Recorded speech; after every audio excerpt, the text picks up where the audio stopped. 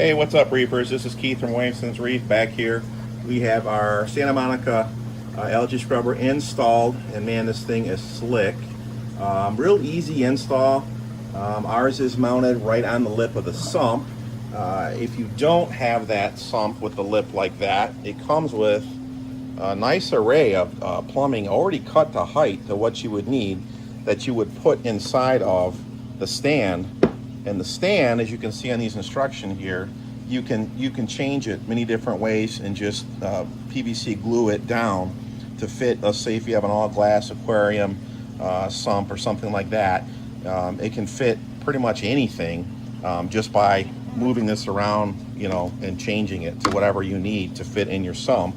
And then depending on the depth of your sump, you can put different size piping in there that will go underneath where the water is pumped in to the scrubber. And then I used this pump here. Any kind of DC pump will work. It's nice to have an adjustable. This one is 260 to 800 US gallons per hour. I'm running it at 50%.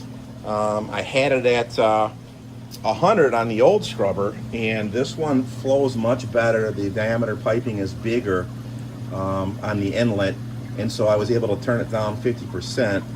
Another tip I like to give, and I do myself, is I run my scrubbers 20 hours out of 24, and I turn it off on the 4 hours that my local utility company charges the highest rate. For me, it's 3 to 7 p.m., so I don't run my scrubbers for those 4 hours. I also don't run my UV sterilizers. Every bit, you know, helps a little bit on a big electric bill. And you can see there's a lot of life in the sump here, a lot of feather dusters, and that is where the water is flowing out, and then that pump is the inlet with just a flexible piece of tube on there going up. And this thing is really cool. I really like this. So previously, it would get so dirty on the side I couldn't really see. The light was blocking where I could see in my old scrubber. I'd have to pull the screen up to see it. This little peephole is so cool. This comes right out, and look at that. You can view your screens to see if you even need to clean them and how they're doing. So we set this up yesterday. I was recommended to start with one light. So, I mean, there's a ton of lights in there, but only one power cord you plug in, and it powers half of the light. Once we see some growth starting, then we'll plug in the other light.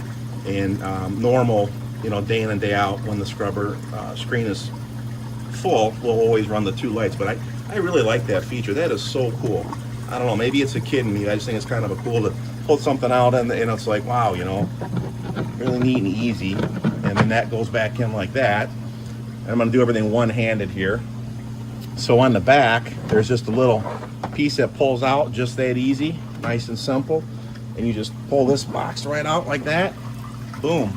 And there's no, I don't even have to kill the flow, you know, if I don't want to, just like that. Super simple. You just twist the cap here, just like this, and pull the screen out, put it back on. We'll kill the flow on that, and we'll show you how easy that is.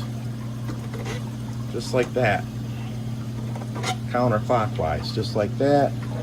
Pull the box out, and this is with one hand. Super easy with one hand, right? You take this once it's full, and we're going to show that. So we're getting a little bit of debris, like some feather dusters, some stuff on there, and we're going to keep track of how long it takes to actually get our algae growing on there, and we'll show you how that works. But super easy.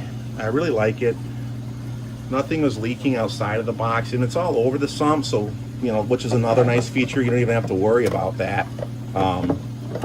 You know, it wouldn't leak anywhere anyways. It's right over the sump. So super cool. Love it so far. The instructions are phenomenal. I really didn't even use them, to be honest, since I've done different stuff like this. But I mean, this comes with a whole booklet. And here's the stand showing you, if you use the stand, how you would plumb it. You can't ask for more. Plus, he's got videos online if you need any other help. So stay tuned for third video. Thank you.